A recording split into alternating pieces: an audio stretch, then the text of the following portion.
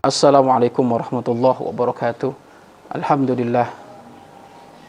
Alhamdulillahilladzi ikhtara min ibadi wa mayyazahum bihidayati wa akramahum binabiyyi wa a'azzahum bidini wa sallallahu wa sallama ala imamil mursalin habibi rabbil alamin sayyidina wa maulana Muhammad sallallahu alaihi wasallam wa ala alihi wa ashabihi wa tabi'ina lahum bi ihsanin ila yaumiddin, amma ba'd.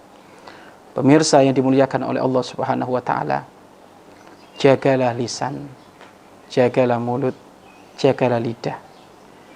Lidah bentuknya kecil namun akibatnya mampu menjadikan manusia tersungkur ke dalam neraka yang paling dalam. Maka sayogyanya jagalah lidah dengan sebenar-benarnya penjagaan agar mampu menghantarkan ke puncak surga yang paling indah dan menawan. Pemirsa yang dimuliakan oleh Allah Subhanahu wa taala, Allah menciptakan lidah ini diberi pelindung dua. Lidah itu, mohon maaf, lidah ini yang kecil yang di dalam mulut ini. Pelindung pertama gigi, pelindung yang kedua adalah mulut. Ini harus kita ambil hikmahnya. Kenapa kok lidah ini ditutup sampai dua gitu? Pertama gigi, yang kedua mulut. Ini bisa kita ambil hikmahnya adalah lidah ini jika tidak dijaga, buasnya seperti binatang buas. Kalau kita punya binatang buas, kalau kita menemukan binatang buas, tidak mungkin binatang buas itu akan kita lepas gitu.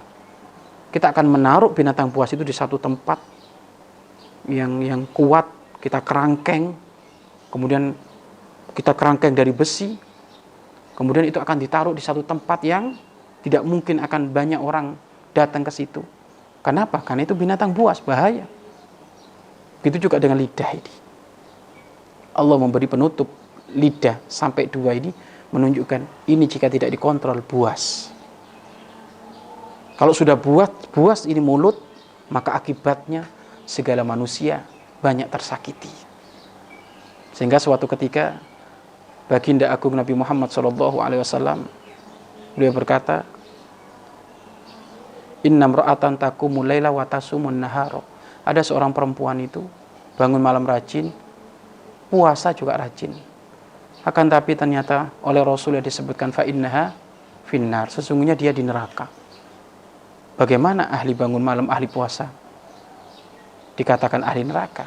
Ternyata sebab musababnya adalah tidak menjaga mulut, tidak menjaga lidahnya. Lidahnya ini suka ngomong seenaknya, karep dewek. Kalau ngomong ceplas-ceplos, akhirnya banyak tersakiti. Puasa sunnah, hukumnya sunnah. Bangun malam hukumnya sunnah. Menjaga mulut, ini hukumnya wajib. Karena orang kalau sudah mulutnya ceplas-ceplos, ngomong ke sana kemari, asal-asalan, memfitnah, menggunjing, ini banyak orang akan tersakiti. Lebih baik engkau tidak mengamalkan ibadah sunnah jika menjadikan sebab menyakiti orang. Karena menyakiti orang hukumnya haram, disepakati oleh para ulama. Zalim itu. Maka kita semuanya harus menjaga mulut kita. Kita menjaga mulut kita. Bahaya ini, walaupun kecil ini akibatnya ini Masya Allah sangat dahsyat. Bisa nyungsep ke neraka nanti.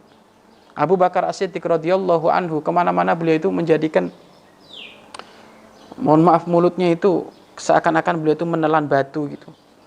Kenapa kok seperti itu Abu Bakar? Agar supaya aku tidak banyak omong. Karena gara-gara ini bisa jadi ya, nanti aku masuk neraka. Loh, ini sekelas Abu Bakar As-Siddiq radhiyallahu anhu. Apalagi sekelas kita. Maka yuk kita jaga mulut kita. Jangan ngomong kecuali kebenaran. Jangan ngomong kecuali manfaat.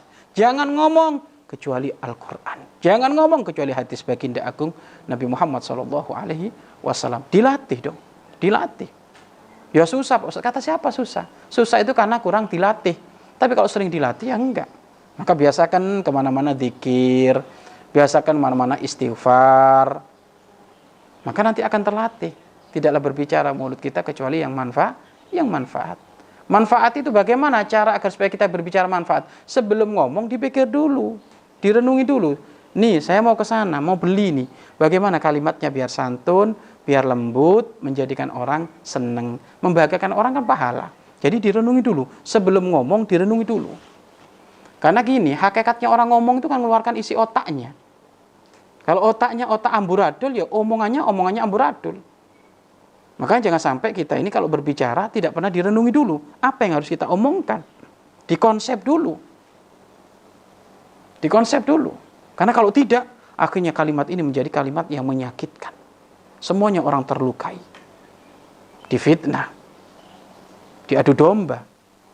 Digunjing. Didustakan. Berbohong. Maka ini semuanya adalah jenis-jenis kemaksiatanmu mulut. Pemirsa yang dirahmati oleh Allah Subhanahu wa taala. Diam lebih bagus daripada banyak ngomong jika berbicara tidak manfaat.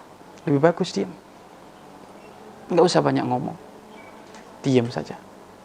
Kalau bisa diam. Tapi kalau ternyata harus berbicara, maka jangan berbicara kecuali sesuatu yang manfaat. Ditimbang-timbang dong. Ditimbang-timbang. Bahkan Allah Subhanahu wa taala mengancam, kabura maqtan indallah antakulu ma la taf'alun. Allah murka kepada orang yang omongannya tidak sesuai perilakunya. Berarti dia munafik. Omongannya Masya Allah baik-baik, tapi dirinya nggak melakukan itu. Ini juga bahaya ini. Kedustaan dia. Berbohong dia. Membawa nama agama Allah. Berbohong atas nama agama. Tapi dia perilakunya adalah perilaku yang jelek. Pemirsa yang dirahmati oleh Allah Subhanahu wa taala, ayo kita jaga mulut kita. Kita jaga. Terkhususnya lagi kepada orang-orang yang dekat dengan kita. Kita jaga. Kadang Masya Allah ada seorang istri begitu tajam mulutnya kepada suami. Ini bagaimana ini? Atau sebaliknya seorang suami begitu tajam kepada istri. Anak ngomongnya kepada orang tua, Masya Allah. Tidak pakai adab, tidak pakai akhlak. Atau orang tua dengan anak. Jangan seperti itu. Bahkan termasuk maksiat mulut itu adalah berdoa jelek. Maksiat mulut berdoa jelek. Maka jangan biasa mendoakan jelek. Mungkin karena dia saking marahnya kepada saudara sehingga akhirnya doa dulu. Oh, tak doain kamu kayak gini. Jangan kayak gitu. Itu juga termasuk maksiat. Baginda Agung Nabi Muhammad SAW di saat beliau dilempari batu ada di Taif. Dilempari batu ada di Taif, dipukulin. Beliau tidak mampu, tidak rela dengan mulut beliau mengotori untuk mensumpah serapain mereka didoakan dalam kejelekan, enggak. Malah doanya Rasulullah adalah Allahumma hdi qaumi fa innahum la ya'lamun. Ya Allah, kasih hidayah mereka. Mereka melakukan itu mereka belum tahu ya Allah. Loh, ini harus seperti itu. Maka siapapun mungkin ini memang tingkat kelas tinggi. Ada orang itu kalau disakiti dia tidak membalas dengan ucapan yang kotor, enggak, malah mendoakan. Dan sebisa mungkin kita pun harus mengamalkan itu. Tapi paling inti adalah jangan berdusta, jangan berbohong, jangan khianat, jangan ingkar janji dengan mulut kita. Karena orang itu yang dipegang adalah mulutnya. Dan ingat, mulutmu harimaumu. Asal tahu saja, percekcokan, pertikaian di akhir zaman ini, gara-garanya apa? Mulut ini. Gara-garanya mulut. Bukan yang lainnya. Tetangga dengan tetangga nggak akur gara-gara mulut. Petani dengan petani nggak akur gara-gara mulut.